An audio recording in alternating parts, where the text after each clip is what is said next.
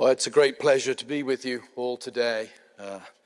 I have a deep love for the Netherlands. For many years I would come here each year to give a lecture at the University of Utrecht, where my late but dear friend Willem van Asselt was a professor of church history.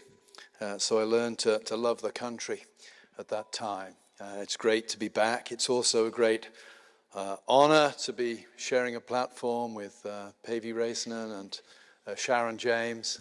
I don't think Sharon and I have met for about 25 years, but we used to together help run a theological journal in England for theology students. So it's great to be back together.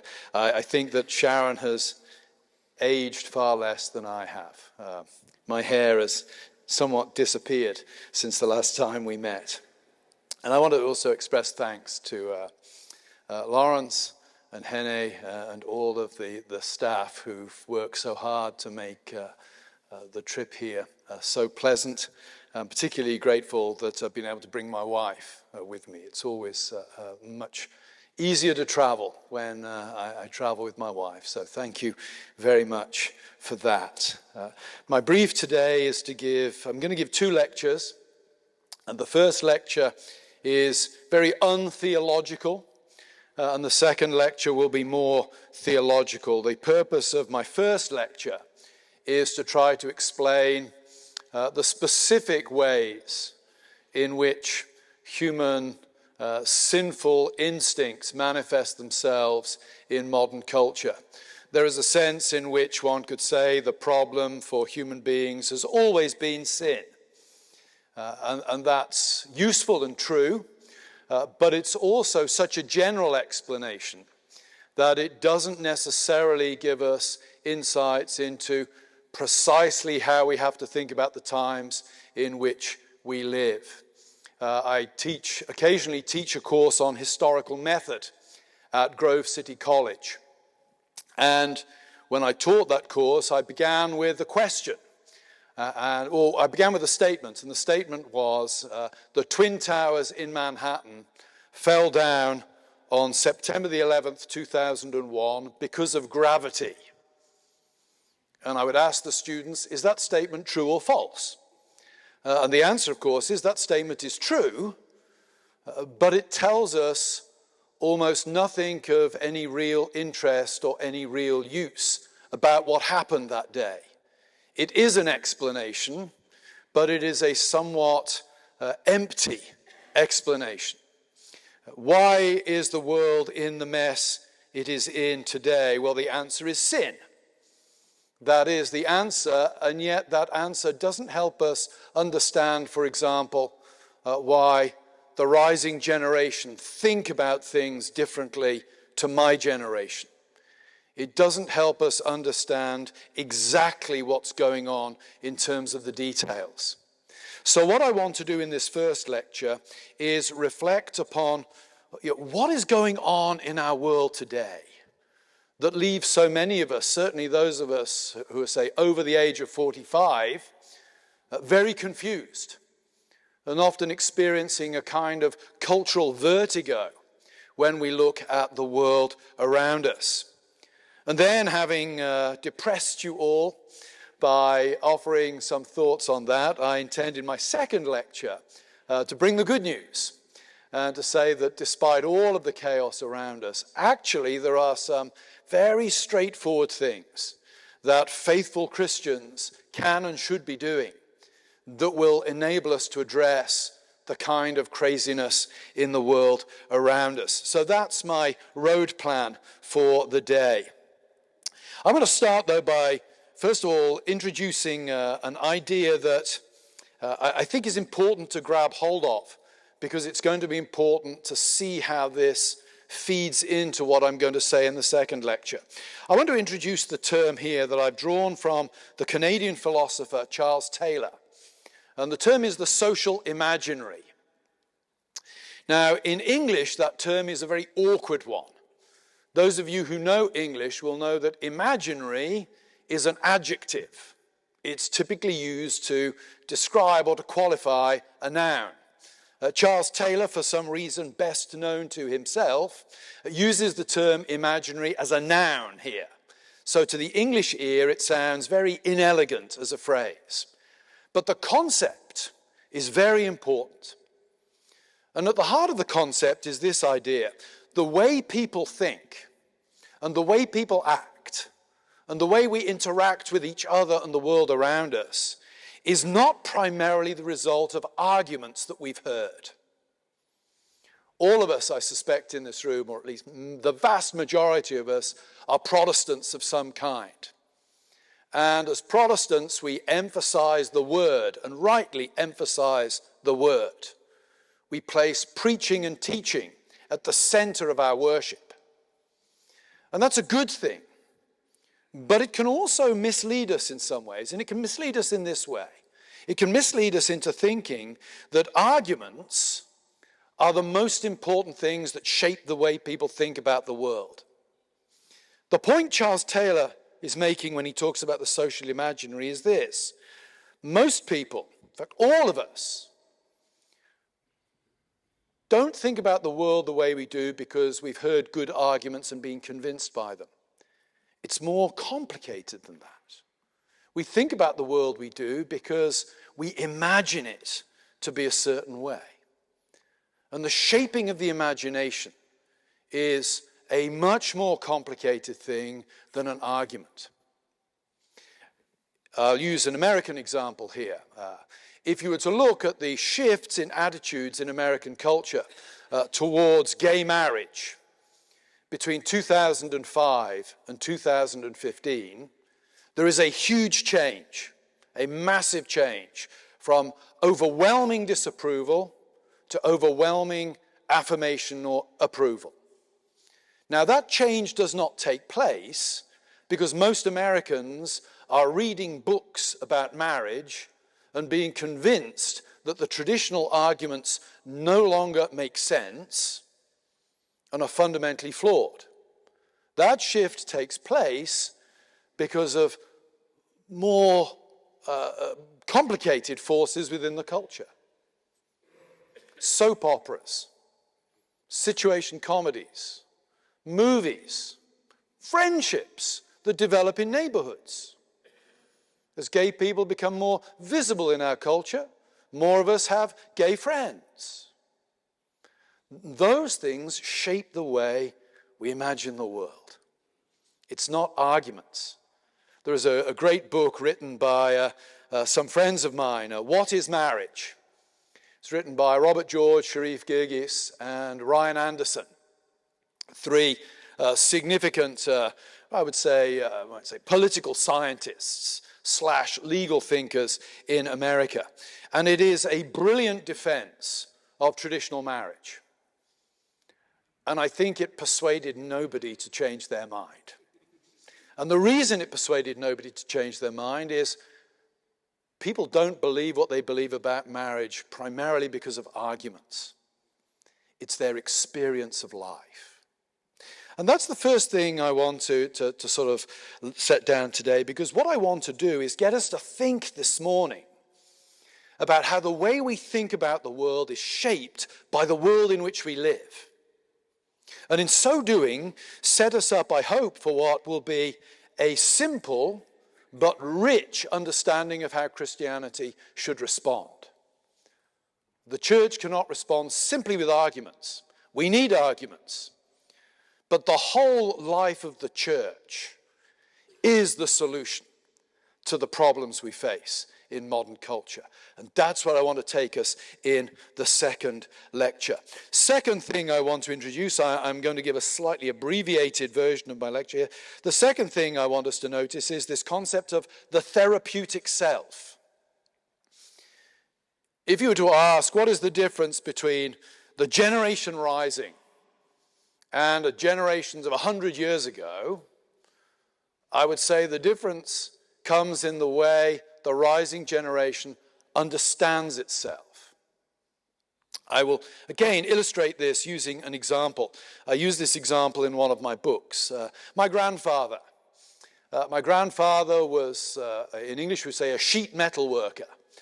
He worked in Birmingham, the industrial heartland of England. He left school at 14. He spent his entire working life hammering metal into shape for use in the automobile industry. I could imagine a conversation if my granddad were here today. He's been dead many, many years, but if he was here today, I can imagine asking my grandfather, Granddad, did your job give you satisfaction? Did you enjoy job satisfaction? Well, two things. First of all, I don't think he would understand the question. I don't think he would ever have asked himself that question. I would have to explain what it meant. I would say, well, Granddad, what it means is, did you find your job worthwhile? To me, it sounds very boring to be in a factory 8 or 9 hours a day, year in, year out, just hitting pieces of metal. Did you find that to be a worthwhile job? And I think his answer would be this: yes, it was worthwhile because it allowed me to put shoes on my daughter's feet and bread on the family dinner table. Think about that answer. My grandfather found his job worthwhile because it allowed him to fulfill his obligations towards those who were dependent upon him. Now, if my grandfather turned the tables on me and says, and what about you? Do you get job satisfaction? My answer would likely be something like this: yes, I find it tremendously satisfying to stand in front of a class of young people, teach them great books, and see light bulbs going on in their minds as they grasp big ideas. Notice the difference between my grandfather's answer and my answer. My grandfather's answer is all about other people. Did my job allow me to fulfill my obligations towards other people?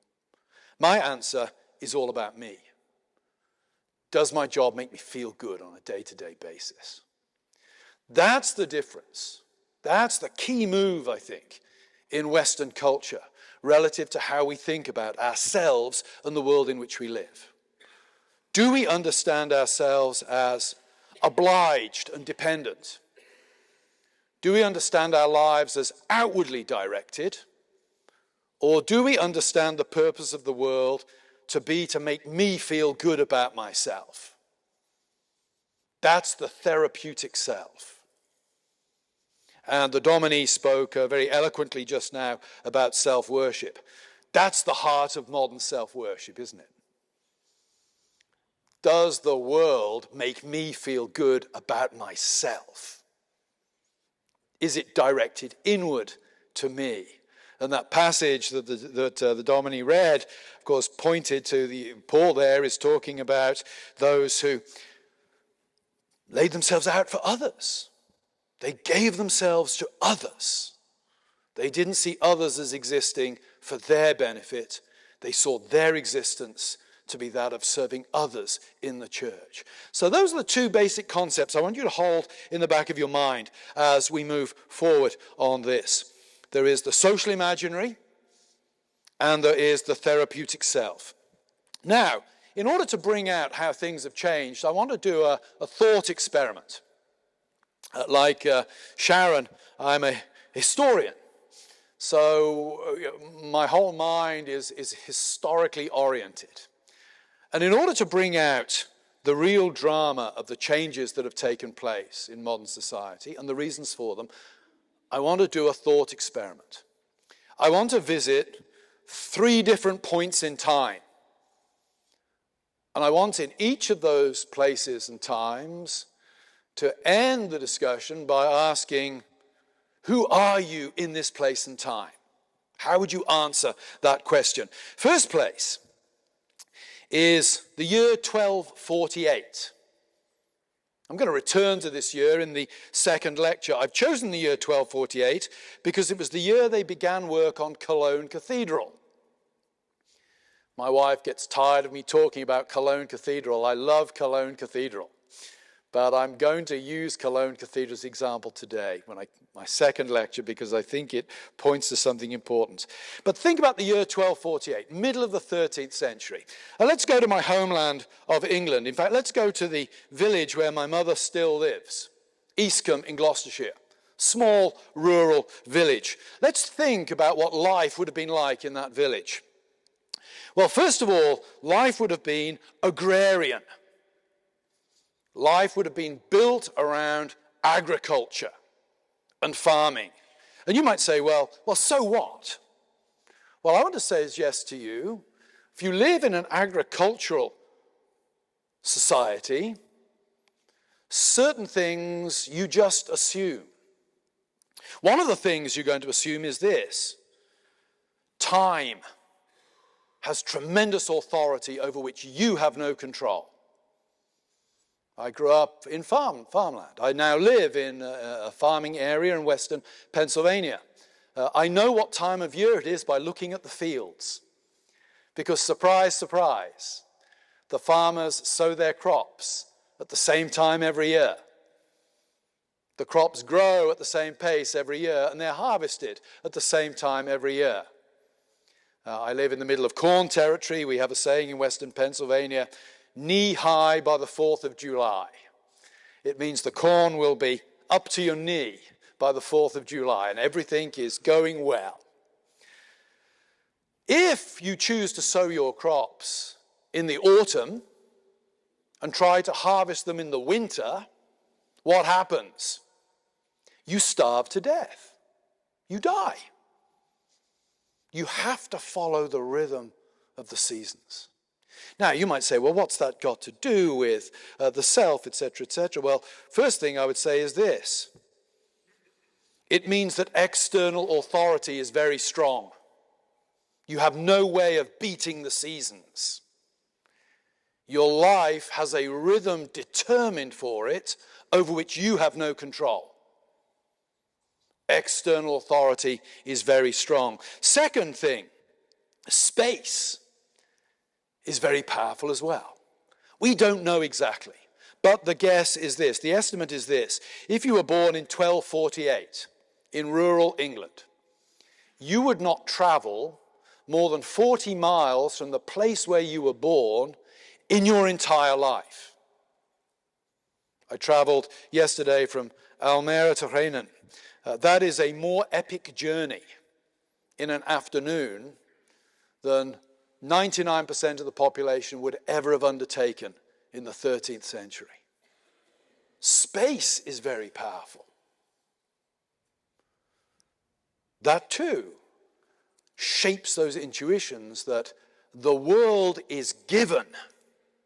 The world has a shape, and if you wish to prosper, you need to learn that shape and fit yourself into it. Who you are is given to you. It's not something you invent for yourself.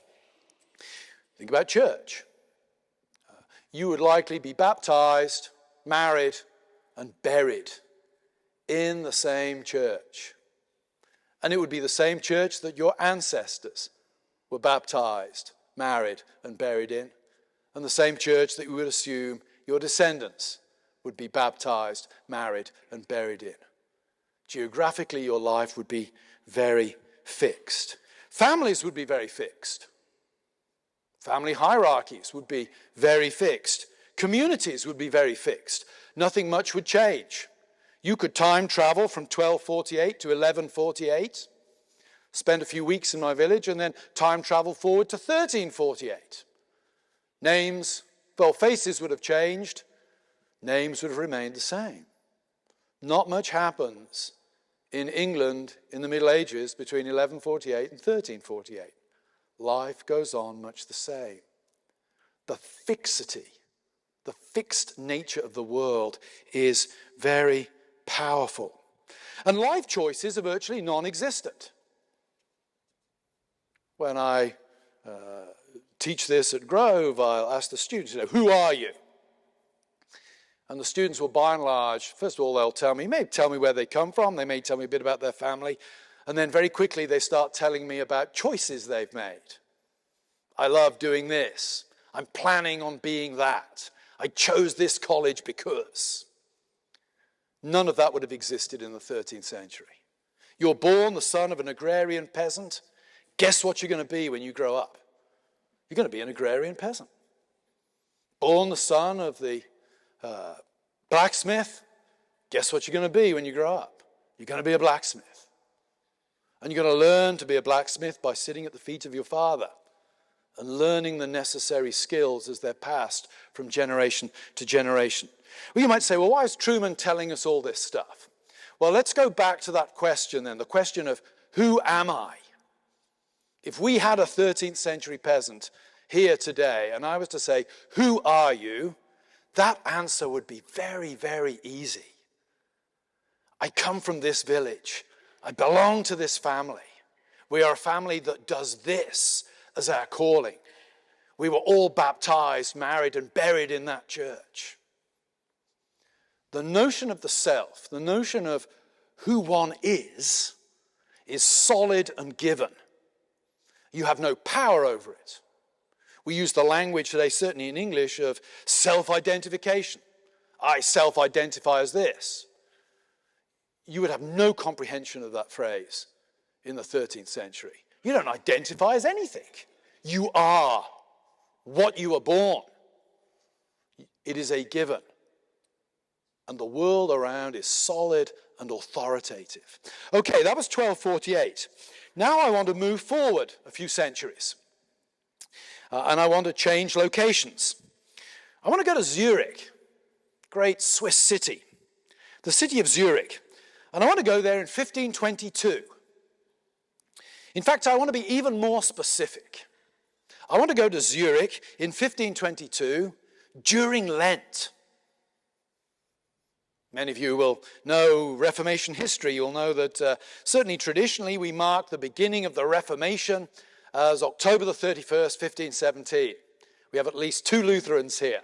That's when the Reformation begins. Martin Luther calls for a debate about the medieval practice of indulgences. What's interesting to me about Luther, it was an early research interest of mine, is how medieval Luther is. He's a medieval friar at a medieval university, teaching a medieval curriculum. And he wants a medieval debate about a medieval practice that he advertises in a medieval way. Luther's a man of the Middle Ages. The Reformation in Switzerland is traditionally given a different start date. Swiss, of course, being very concerned to have their glory stolen by the Germans. So they date the beginning of their Reformation to Lent, 1522. In fact, we can be even more specific than going to Zurich in 1522. We can go to a specific room in Zurich. We can go to the workshop of a man called Christoph Froschauer. Christoph Froschauer is the preeminent printer of Zurich. The printers are in many ways the unheralded heroes of the Reformation. One cannot reduce the Reformation to the printing press, but if the reformers did not have the printing press, there could have been no Reformation.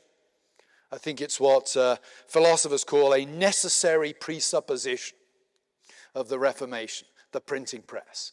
And like today's tech gurus, the printers tended to be fairly radical people. Printing was dangerous. If you print heresy, you could be in very serious trouble. It's connected to the new technology. 25 years ago, I was always interested that the people I knew who worked in computers and tech, they were all radical libertarians. It's not the case now, I don't think. But at the time I was thinking, is it that tech attracts libertarians or tech makes them into libertarians? I couldn't tell. Similar thing in the 16th century. The radical, edgy, dangerous guys, printers. Christoph Froschauer gathers his men, his workmen together in the workshop in Zurich during the Lenten fast. And he invites a man called Huldrych Zwingli, you probably heard of, the great Swiss reformer, to join him and to witness, not to partake, but to witness what is about to happen. And Froschauer cooks a pan of sausages, and he and his workmen eat them. And that's when the Swiss Reformation truly gets underway. You might say, well, that's a bit weird. It's kind of a bit trivial that the eating of hot dogs would precipitate the Reformation. Well, of course, we have to remember the symbolism of what's going on here. This is the Lenten fast. very strict rules on what you can eat during the Lenten fast. The Lenten fast, of course, is based or is part of a liturgical calendar that is very agrarian. If you look at the rhythm of the traditional liturgical calendar, it patterns the rhythm of the seasons. There's a reason why Christmas is in the middle of the winter. Not much going on down on the farm on December 25th. You can have a party on December the 25th with no real risk or cost. The liturgical calendar follows the rhythm of the seasons. Vroeger, though, he's not a farmer. He's not a farmer. He's a printer. Printing is not seasonally dependent. You can print all year round. Vroeger can't take 40 days off every year to honor the church calendar. His men need to be working all day, every day. And that means they need their carbohydrates and they need their protein. Printing being heavy-duty work in the 16th century. Big, heavy type presses being used. Now, look at what Vroeger is doing through a religious lens. Vroeger is not simply cooking sausages. Vroeger is challenging the church calendar. And as I point out to the students when I teach this, Vroeger is winning. Vroeger wins. That moment in Zurich in 1522 is when the old world meets the new world, and the new world wins. Now, you might say, why? What has that got to do with the question? Well, I would say this. It points us to a couple of things. The technology of the printing press is disrupting things in a very, very dramatic way. It's going to shatter the church. It's going to shatter the liturgical calendar. It's going to shatter the rhythm of life. Time is going to be something that can be technologically controlled. Now ask that question, who am I? It's becoming more difficult. Cities depend upon incomers. Cities are more anonymous places. Family structures are smaller in cities. The rhythm of time is different in cities. Technology is feeding the imagination that actually we can overcome nature. We don't have to follow the rhythm of the seasons. We can beat the seasons. You say, that's a trivial thing. I would suggest to you, it is not a trivial thing. The imagination is beginning to shift in such a way that, well, the fixed things, they're problems to be overcome. And I would suggest to you, just jumping ahead at this point, there is a connection between that and transgenderism. What is the connection? The connection is we can beat nature through the application of technology. There is no external authority that we cannot beat through applying our technical brilliance to it at some level. Time and space are changing in the 16th century. We are beginning to imagine they're coming more under human control. Who am I? What is the self? Is becoming harder to answer. Now let's move to the third date. What is the third date and place? The third date and place is Wednesday, 26th of June, 2024, in this church. Think about the life we now live. Think about all those things that gave certainty in the 13th century. Almost none of them apply in any strong form today. I live in Western Pennsylvania, 4,000 miles from where my mother lives. Long way from where I grew up. I will not be buried in the same plot of land in which my ancestors were buried. I do not worship in the same church that my ancestors worshipped in. The world is more fluid for me. I spent a week with my mother last week. That would have been mind-boggling even 200 years ago. That I can jump on a plane in Pittsburgh and land in Munich, as it was, just 10, 12 hours later, having changed planes. That's amazing. That is a journey, the epic nature of which could not even have been imagined in the 13th century. Would have been hard to imagine, actually, in the middle of the 19th century for most people. Europe is a long way from America by boat. It's very quick. I remember in Gloucestershire, our neighbour, this was many, many years ago, but my parents' neighbour was chief executive at Vodafone. These were the days before Zoom. He would get up some days in the morning, early in the morning, drive to Bristol Airport. He would get Concorde to New York. He would attend a business meeting in New York in the middle of the day. He would catch Concorde back, and he would be in bed with his wife by 11 o'clock or midnight that night. He would cross the Atlantic twice in the space of about 15 hours. Stunning. Stunning. That's hard to imagine today, actually. But now ask the question, who am I? I would say a big part of the problem we face today is this. Life is fluid and chaotic. There is a powerful technological component to this. If you want the intellectual, I'm going to abbreviate a little here. If you want the intellectual narrative, then my books sort of lay it out for us. But let's think about the technological component. There is a big mistake when we think about technology. And the big mistake is this. Technology allows us to do the same things, only faster and more efficiently. Whereas in the 17th century, if I'd emigrated, it would have taken many days to get to America. Now I can just jump on a plane and get to America in a few hours. I would suggest to you that emigration in the 17th century and 20th century are not just different because of speed. They're entirely different phenomena. If I emigrated in the 16th, 17th centuries and I said goodbye to my mother on the dockside at Bristol, I would have assumed that I was never going to see her again and never going to hear her voice. I don't assume that anymore. I assume I can hear her voice every week. Pick up the phone. Unfortunately, she's discovered texting, so she's able to contact me immediately anywhere I am these days, and know if I've read the message as well, which is slightly annoying. But think about it. Technology has not simply speeded up travel, it's shaped the way we think about the world, and shaped it in this way. It makes me think I am in control. Nature's just raw material. Nature's just a problem to be overcome. Looking out of the bedroom window this morning at the River Rhine, I was reminded of an analogy or a point that the great German philosopher Martin Heidegger makes relative to the impact of technology. 1950s, Heidegger is trying to rehabilitate himself from his most unpleasant Nazi connections, and he gives a series of more popular lectures on various topics. And the most important one is a lecture entitled The Question Concerning Technology. And he talks in the middle of this lecture about a river. And he says, you can think of a river. And you can imagine a river. You can imagine building a bridge over a river.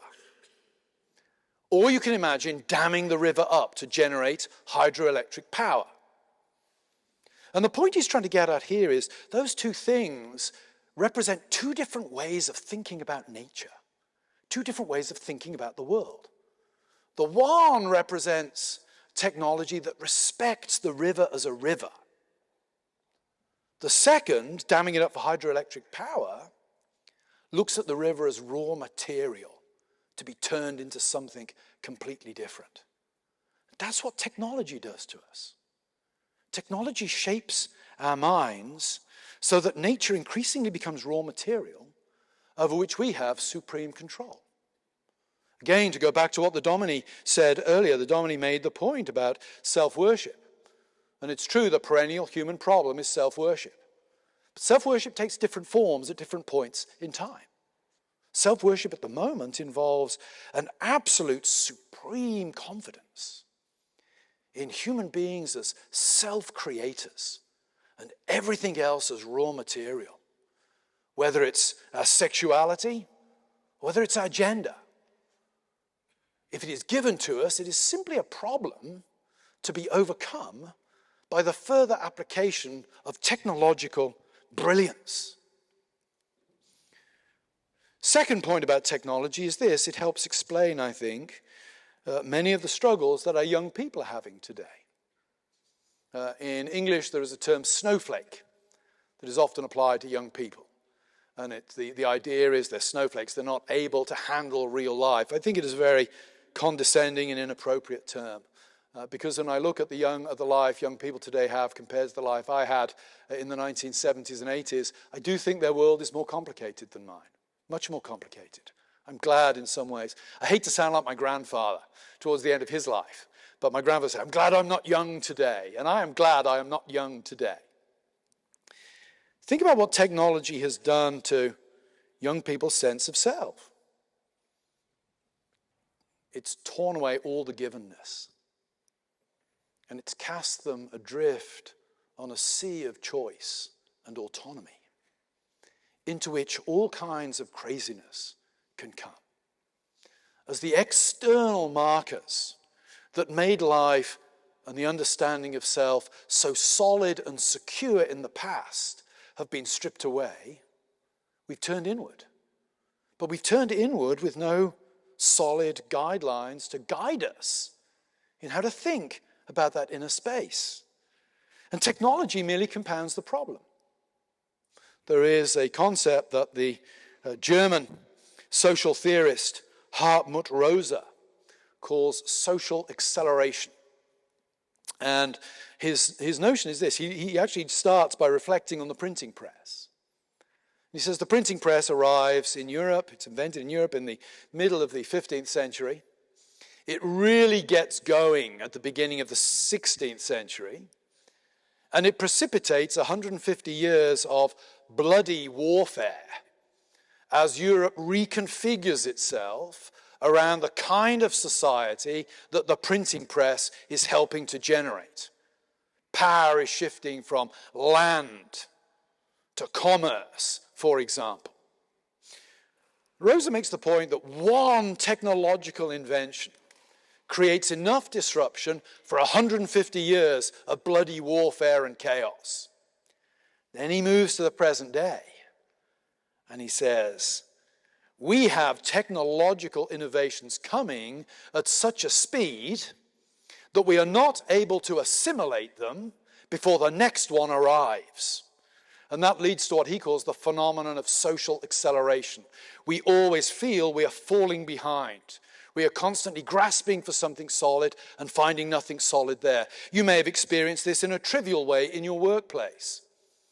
I think I'm having to learn the 5th software package that I've had to master or grasp as an academic since I started teaching 30 years ago. The 5th. Each one is sold to me as well. This one solves the problems. Problems that I have a suspicion the last one created. It's very interesting. But constantly having to learn new software makes me feel I'm always falling behind. The world is not solid.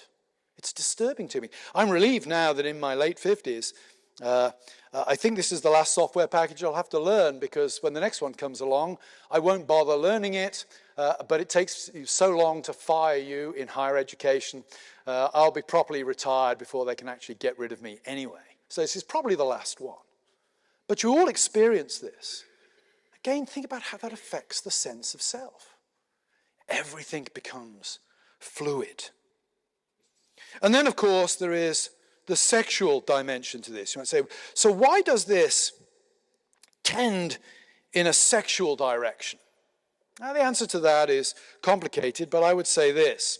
One of the things we know about human existence is sexual desires are very powerful, and they are perennials of human existence. There is a reason why we can read Homer's Iliad today and understand what is going on. Homer's Iliad is simply a magnificent statement of the kind of plot dynamics one finds in a soap opera on a routine basis. One man falls in love with another man's wife, runs off with that man's wife. The husband is very upset, gets together with his brother, and launches an attempt to get his wife back. That resonates with us today because we know that human sexual desires are very powerful. They are the most creative force on the face of a planet. That a man and a woman can create new life is stunning.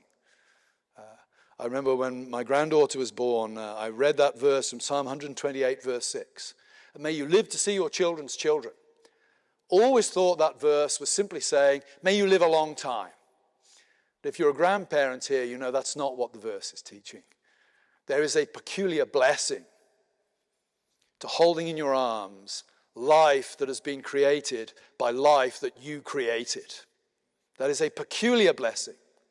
Sexual desire is uniquely powerful as a creative force. But it's also uniquely powerful, therefore, as a destructive force.